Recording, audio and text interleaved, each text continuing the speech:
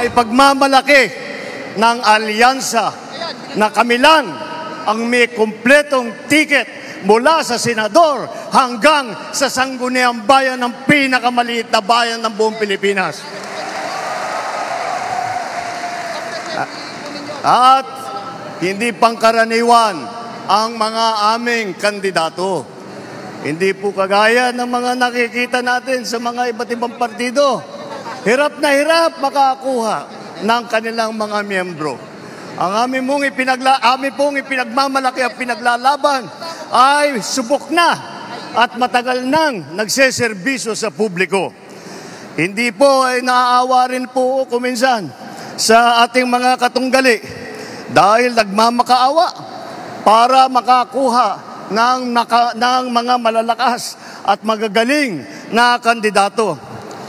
Di tulad ng iba, karampot lang ang kandidato. Dito po, buo kami. Hindi lamang buo sa numero, ngunit buo ang loob para ipaglaban ang kapakanan ng bawat Pilipino at ang buong Pilipinas.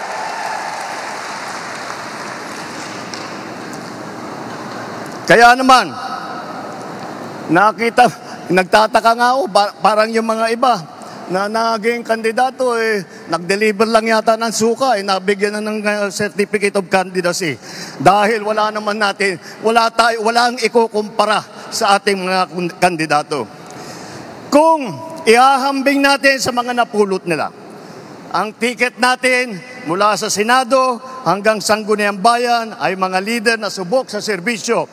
Magandang record na pwedeng ipagmalaki kahit kanino.